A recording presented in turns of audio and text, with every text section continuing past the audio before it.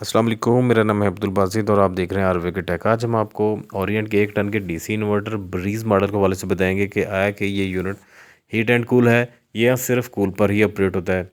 ठीक है, इसका आप मॉडल नंबर जैसे कि देख रहे हैं।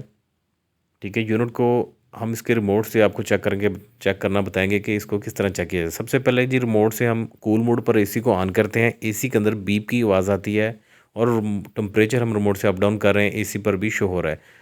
रिमोट पर हम दोबारा ही ड्राई मोड पर ऑन करते हैं, एसी में से फिर बीप की आवाज़ आती है। दोबारा हम फ़ैन मोड पर मोड का बटन पुश करते हैं तो भी एसी में से बीप की आवाज़ है। जैसे ही हम रिमोट से मोड का बटन हीट पर लेके आते हैं लेकिन एसी में से कोई बीप की आवाज़ नहीं आती।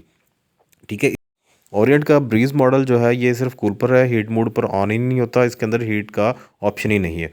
उम्मीद है आपको मुख्तसर सी वीडियो में समझ आ गई होगी कि ओरिएंट के ब्रीज मॉडल में हीट का ऑप्शन नहीं है, ये जस्ट कूल पर ही ऑन होता है। उम्मीद है वीडियो अच्छी लगी, चैनल को लाइक और सब्सक्राइब जरूर कीजिएगा। अल्लाह हाफिज़।